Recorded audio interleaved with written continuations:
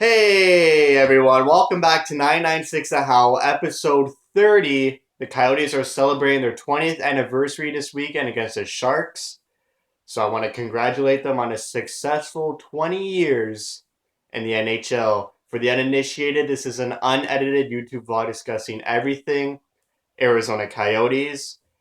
And great effort by the Coyotes last night, beating LA. Beat LA! 5-3. Perlini 2 goals. Martinuk 2 goals. Dvorak a +3 with an assist to boot. Mike Smith played amazing. Just a great team game against a team that was coming off a 5-day break. They're 1 point out of the playoffs chasing Calgary, and they put everything on the line to get 2 points and to be in a playoff position. Coyotes fortunately came out hard. They knew it. They matched the Kings' effort, and they came out with 2 points.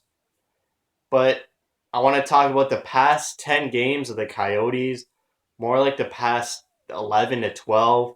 In the past 10 games, the Coyotes are number one in the Pacific with a 6-3-1 record, picking up points all over the place, picking up wins against these strong teams, against teams battling for playoffs. Calgary beating teams top of their divisions like Pittsburgh, San Jose. Just what's been going on with the Coyotes? This was supposed to be a team, halfway through the season. They're going to tank like Colorado, be another miserable season. But no, something happened, something turned around. And I got to give all the credit, well, half of the credit to Tippett and the other half the credit to the players. Tippett changed his play style mid-season. It's like the Coyotes had a coaching change. I think Tippett knew that this couldn't happen again. Not another losing season. He knew he had to change something. So what did he change? I mean, the Coyotes are holding on to the puck much longer in their defensive zone. Whenever they get the puck, they're looking, they're hearing. Mike Smith, you could hear him. Every time a defenseman gets control of the puck, Mike Smith is communicating to them, hey, slow it down. Hey, shoot it hard against the boards. There's no one open. Hey, it's a line change. Hey, pass it back behind the net. Let's regroup. Before, the Coyotes used to just chuck it off the boards, chuck it up the ice, and just hope that their forwards would battle for the puck and win the battle. This is not happening anymore. The Coyotes are being more confident with the puck.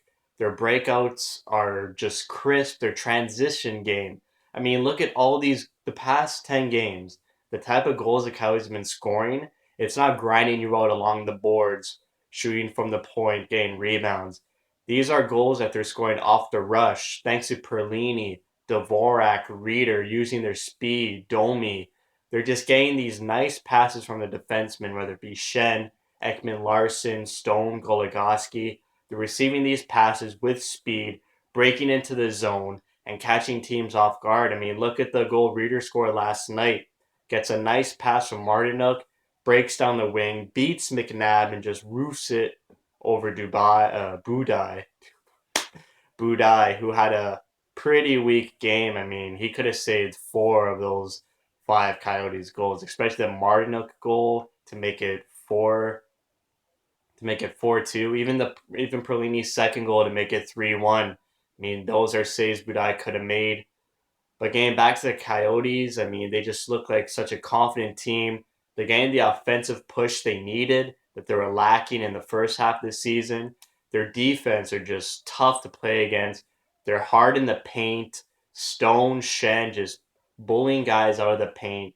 Smith is playing his best hockey he's ever played in a Coyotes uniform. He's matching his performance he had in 2012 in his first year with the Coyotes. And last but not least, Tippett is putting these young guys out every chance he can get. 1 minute left, 2 minutes left in the game last night. 4-2 Coyotes. Kings are playing it on. The momentum is in the Kings' favor. And he puts Dvorak on a defensive draw instead of Hansel. I mean, think about that. He's playing a rookie, a 20-year-old rookie, defensive zone faceoff against Anze Kopitar. Dvorak wins the faceoff. They get control of the puck. Dvorak passes it to Martinuk, and he scores 5-2. Games over. I mean, I mean, oh man, it's great to see Tippett just believing in the young guys, not overplaying the old vets. You know, he's cutting down Doan's minutes. He's cutting down White's minutes. He's still playing them out there in situations where they'd be useful, but he has so much trust in these young players, and he's really engrossing this young movement, and that's why the Coyotes, they've had a great month, great past 12 games, and it's great to watch Perlini scoring another 2 goals. I mean, this guy's got 10 goals in about 28 games, much more than what Duclair produced. I mean, it's just great to see the whole team coming together, especially Tippett. The players could have just been like, you know what? I've had enough with this coach. Let's play like shit for the rest of the season. But no, they all were like, hey, we're not doing this for the third straight year. We're not going to be losing more than half our games to close out the season. We're going to compete hard. We're going to make these teams work hard to get points against us. And look at these teams. I mean, Calgary, LA, they're dying for playoff position, and they're coming in. They look on the calendar. Oh, we got the Coyotes, second last in the NHL. This will be a breeze, but no chance. Coyotes scoring 5 goals in each of those games. I mean, they're frustrating teams. I mean, look at LA last night when they had that disallowed goal against them. Their faces were so red. They were yelling at the refs. They needed that goal. Just it was such a playoff atmosphere the last 5 minutes of that game. Just LA knew they should have won that game. They couldn't let these 2 points get away from them, and just the Coyotes like, nah, we're just gonna play our game. I know they know they're out of the playoffs, but they just want to go out there and play hard hockey, make teams earn it, and they do that night in, night out. I just hope they can continue it. I think they are going to continue it. It's a sustainable way of hockey. Just the transition game is what changed this team.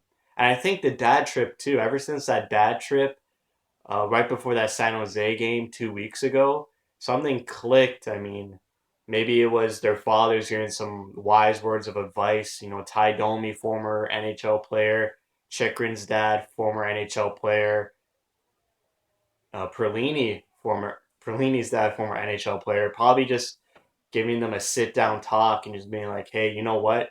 You guys got to come out every game, play your game, play hard hockey, and make teams earn it, like I said numerous times. And it's been great to watch. I'm excited to watch Coyotes games the past month and a half. I mean, I think the league is overlooking the Coyotes. They're not turtling like Colorado, which is unfortunate for them. Just Coyotes just playing their way of hockey. Mike Smith standing on his head. I could remember myself in a video 2 months ago saying maybe Smith will waive his trade clause, but no, I think Smith really put this team on his shoulders and played the way he needs to play to give his team a chance every game to win. And now the Coyotes are starting to win and pick up points, and it's just very awesome to see. So that's it. 20th anniversary Saturday. Wearing their Kachina jerseys against San Jose. Let's get a big win for the fans on Kachuk bobblehead night. And I'm sure it's going to be a great game. That's it for me. Thank you for watching. Thank you for your support.